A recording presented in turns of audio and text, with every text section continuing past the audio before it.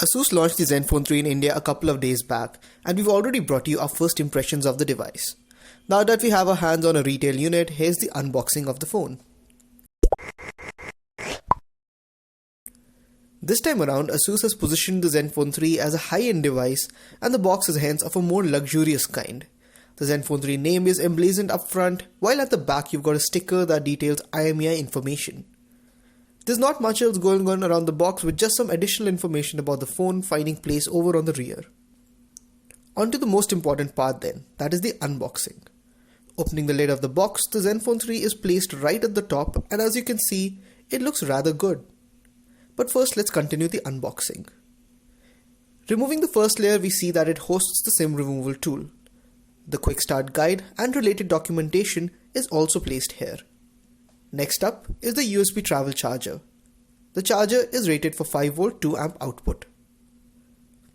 Also a part of the package is the USB Type-C cable, as well as earbud style earphones.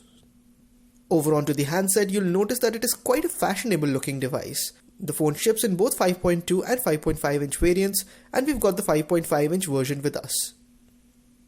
There's a spun metal design going here with a coating of Gorilla Glass 3 and a 2.5D curved edge up front. An 8MP camera can also be seen on the top. Over on the right hand side is the volume rocker as well as the power button. The 3.5mm audio jack is placed at the top, while the hybrid SIM slot is on the left. Finally, at the bottom lies the USB Type-C port. The rear of the phone is particularly good looking with a spun metal finish pioneered first on the Asus ZenBook series of laptops.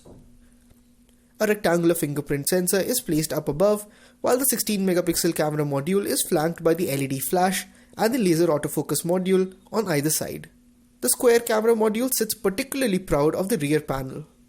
While we power on the device, let's talk about the specs of the phone. Powering the phone is a 2GHz octa-core Snapdragon 625 processor. This is paired with 3GB or 4GB of RAM depending on whether you're using the 32 or 64GB variant.